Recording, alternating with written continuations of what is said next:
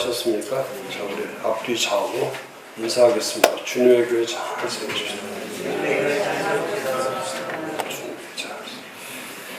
다음 주가 종강인데요. 다음 주에는 좀 많은 분들이 부부동반으로 참석을 해서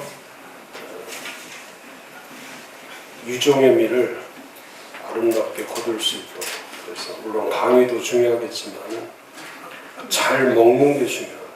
잘 먹고 많이 먹고 잘 먹고, 그래서 일주일 동안 굶으셔야 돼요. 그래서 오늘 열심히 먹고, 그래서 아마 좋은 시간이 되리라고 생각합니다. 자, 오늘은 처치 플래니팅 10가지 핵심 가운데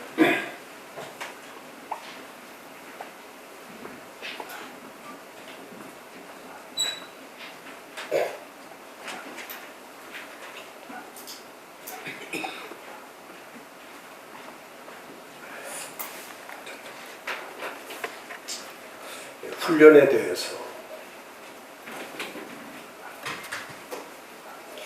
훈련이라는 것은 한마디로 표현하면 가르칠 수 있는 능력, 페이지 61페이지 훈련하면, 트레이닝하면 가르칠 수 있는 능력이 있어요. ability to teach 하는.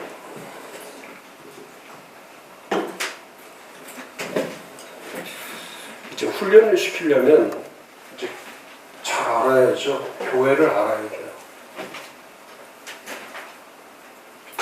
교회가 뭔지를, 교회를 안다는 것은 크게 세 가지죠. 그 교회에 대한 그 하나님이 주신 비전, 교회 비전이 뭐냐. 그러니까 리더는 언제나 교회가 어떠해야 하며, 교회가 어떠해야 하고, 또 무엇을 해야 되는지 볼 수 있는 분명한 그림이 있어야 돼요. 분명한 그림.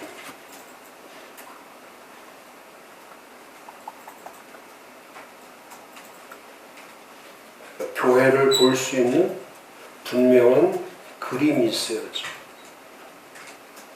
근데 리더인데도 교회가 보이지 않으면 그건 교회를 세울 수 없죠. 교회를 가르칠 수가 없어요.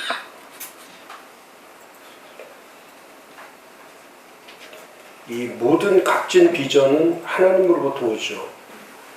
그 야고보서 1장 17절에 각양 좋은 은사와 온전한 선물은 다 위로부터 빛들의 아버지께로서 내려오나니 그는 변함도 없으시고 회전하는 그림자도 없으시며.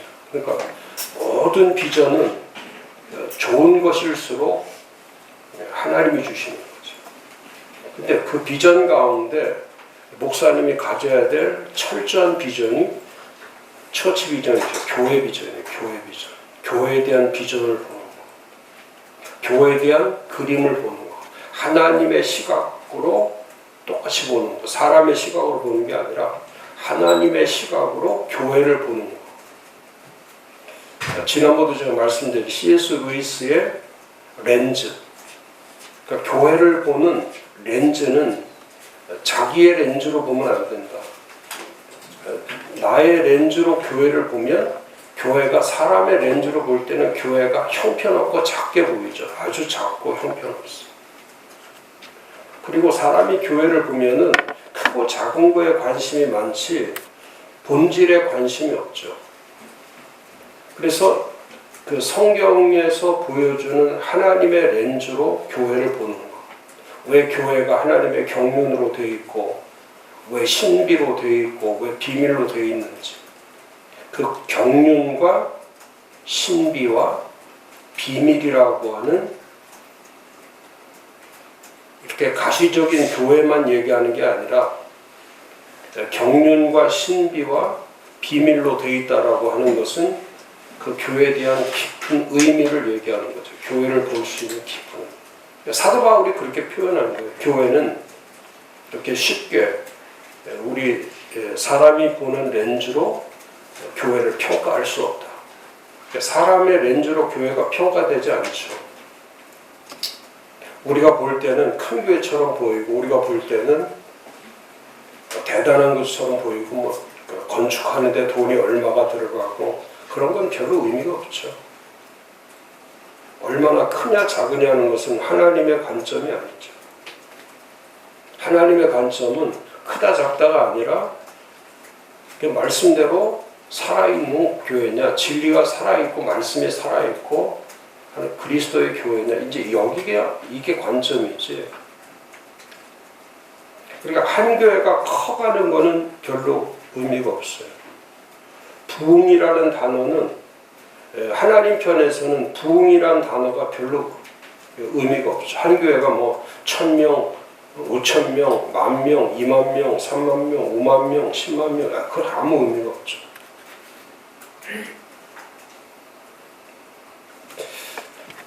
예를 들어서 1000명인 교회가 한 교회라면 이 비전은 이건 잘못된 거죠. 100명인 교회가 100명으로 이 1000명인 교회보다 더 힘 있는 것은 100명이 모이는 교회로 나눠지는 게 하나님이 주시는 비전에서는 가장 정상적이죠. 또 마찬가지예요. 100명인 교회가 한 교회인 것이 아니라 50명이 모이는 두 교회가 세워지는 게 더 하나님이 보실 때는 훨씬 더 교회다운 교회를 얘기하는 거죠. 그러니까 그런 거하고 똑같아요. 이 100명이 된 교회가 20년이 지나면 20년이 되면 이 교회는 계속해서 새 신자는 들어오지 않죠. 새 신자는 들어오지 않죠. 근데 이 50명이 모이는 교회가 여기는 2년, 3년이 되면 이건 전부 다 50% 이상이 다 새 신자로 되어 있죠. 다 새 신자로 되어 있죠. 그러니까 전통적인 교회도 50명에서 100명을 만들려고 노력하는 거고, 또 50명으로 개척된 교회도 더 100명으로 만들기 위해서 두 교회가 전통적 교회도 살고 새로운 개척된 교회도 사는 방법이 그 방법밖에 없죠. 그러니까 적어도 100명이라는 50명이 자립교회, 50명이 되면 자립교회. 진정한 그리스도인이 50명만 있으면, 진정한 그리스도인이 50명만 있으면 자립하죠. 그러니까 100명이 되면 나눌 수 있는 거예요. 100명이 되면 나눌 수 있는 거예요. 그러니까 100명이 되면 언제나 50명씩 나누어가는 교회가 되면 두 교회가 10년, 20년, 30년, 40년, 50년이 가도 두 교회는 다 사는 거예요. 근데 한 교회가 20년, 30년, 40년, 100명으로 계속 가면 결국 죽죠.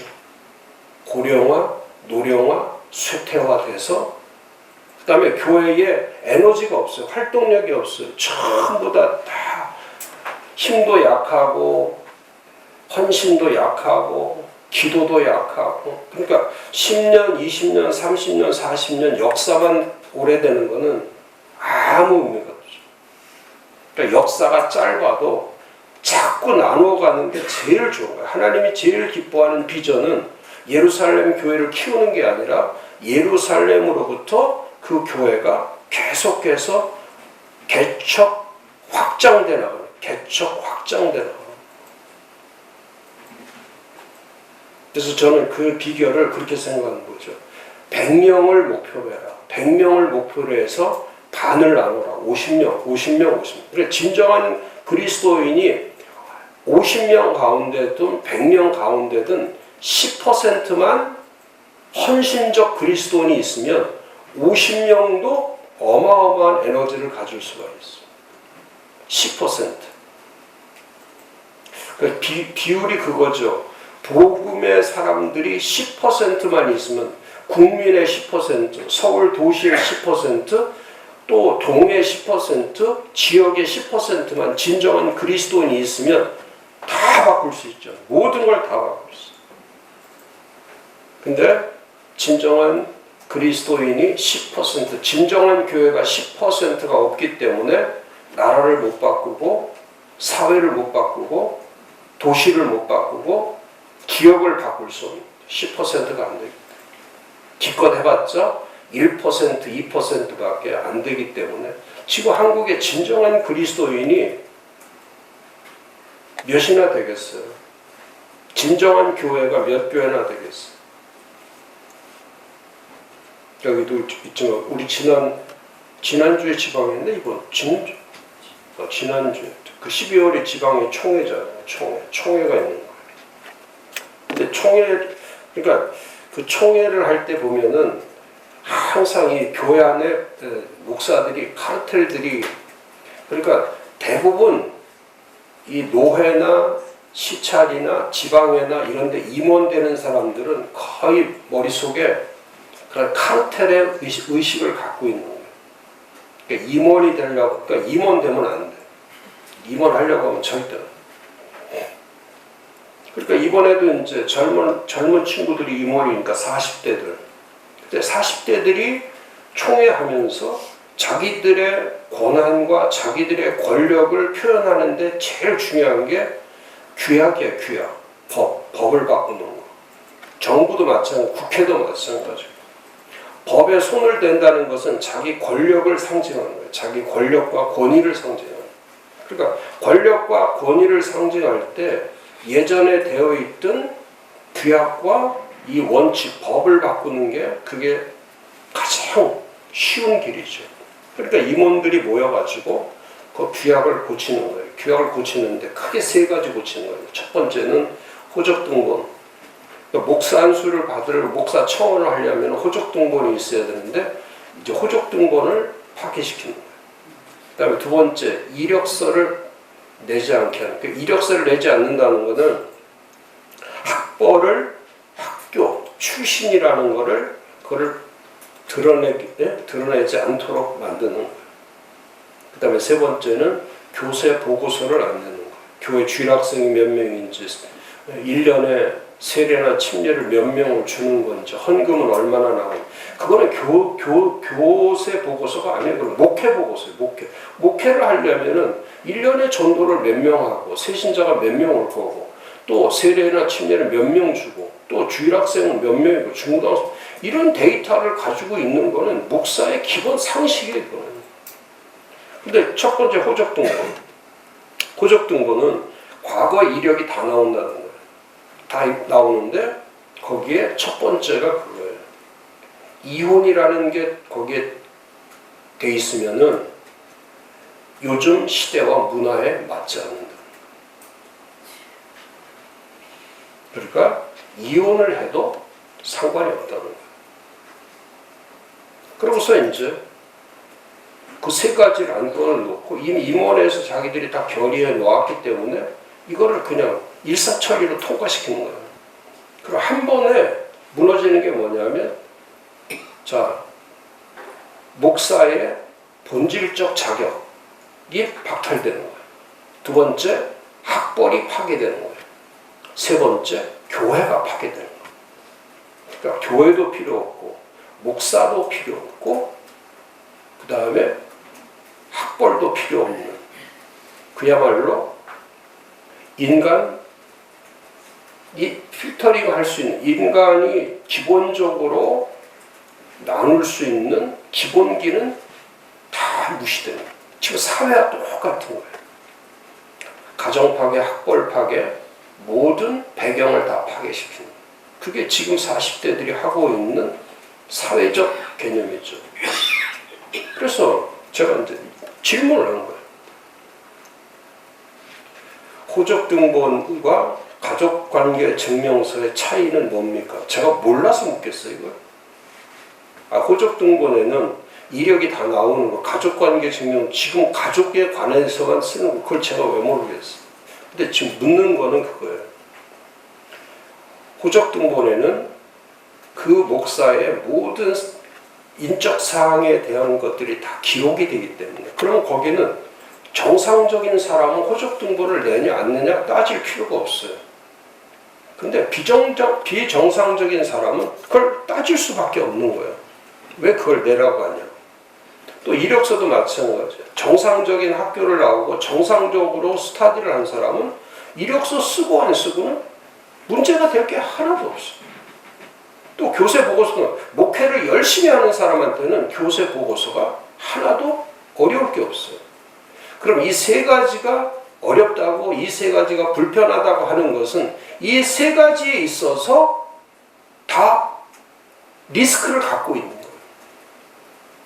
그러니까 지금 똑같은 거예요. 이 사회가 똑같은 거예요. 승자가 되면 상관이 없어요. 승자가 되면 모든 걸 다 독식에 다 먹어도 상관없다는 거예요. 다 먹어도 상관없어요. 범죄를 저지르냐 안 저질렀냐, 가정이 파괴되냐 안 파괴되냐, 이건 상관없어요. 승자는 모든 걸 다 먹어도 된다. 그게 지금 젊은이들의 사고방식. 그러니까 돈만 벌면 상관없다는 거예요. 모든 게 상관없다는 거예요. 그러니까 교회도 그렇게 생각하는 거예요. 교회도 목적이 돈 벌기 위한 교회지 신앙을 위한 교회라고 생각하지 않는 거예요. 왜? 지금 목사들이 그 의식을 갖고 있습니다. 자, 목사들이 갖고 있는 거예요. 그래서 제가 물은 거예요. 회장한테 물었어요.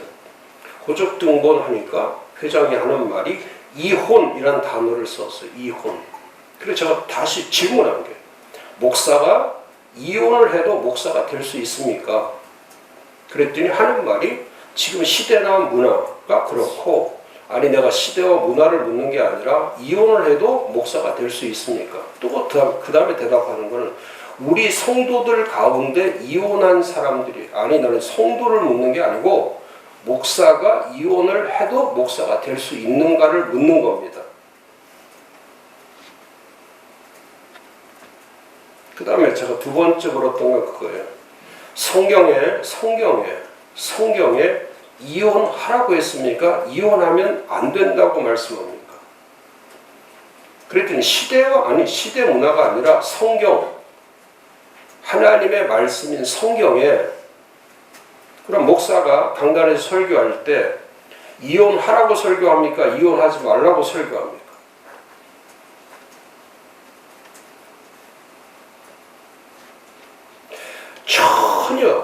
전혀 예외사항을 만들어 놓으면 원칙이 무너지는 거예요. 예외사항을 만들어 놓으면 원칙이 무너져요. 그게 아무리 잘 돼 있어도 예외사항을 집어넣으면 그 원칙은 아무 의미가 없는 거예요. 왜? 그 다음에 만약에 그런 사람들이 와 있을 때는 어떤 대안도 세울 수가 없는 거예요.